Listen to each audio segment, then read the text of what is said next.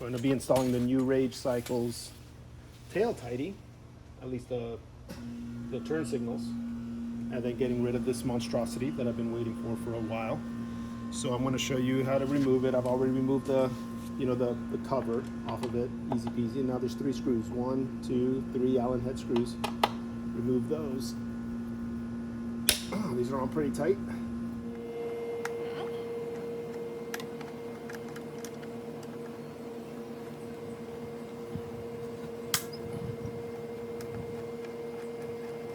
I'm going to be reusing these same 3 screws to mount the new Rage Cycles turn signals.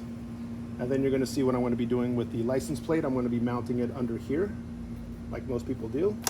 And you will see what it's going to look like.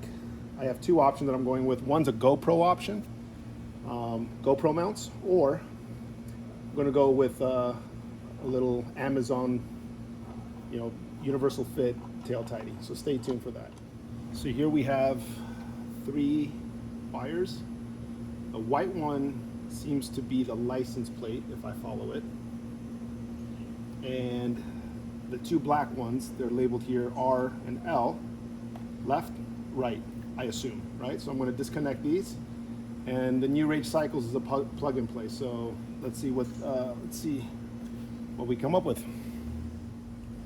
All right, so I removed it. Just unplugged these 3 wires. White is the license plate, left and right turn signals. So I installed the GoPro mount right there. It's going to be right in the middle. I used 3M tape to keep it secure, but then I also screwed it in with a couple of bolts, right? And then these went right through the battery container in here. I just pulled the battery out. There was another tray, pulled it out, drilled it through.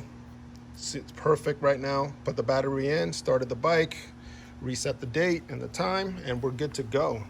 So let me show you what it actually would look like if I wanted to slap it on. Really all it does is just slide right through, right? And it goes in, pop, and that's it.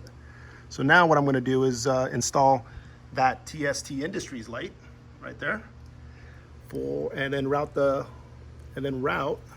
wire up through here and then connect it to the license plate thing. Simple as that. So there she is, all done.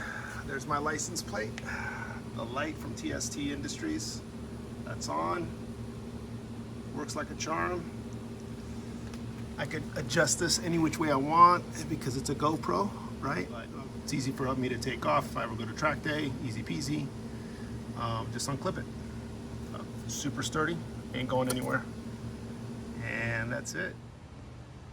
So here's the final product, and I do believe it transforms the bike completely without having that little tail right back here. Everything's cleaned up. Yes, it was a little bit of a pain in the ass to get it the way I wanted it to get it, right? I have a little OCD when it comes to a lot of stuff. So here's how the new Rage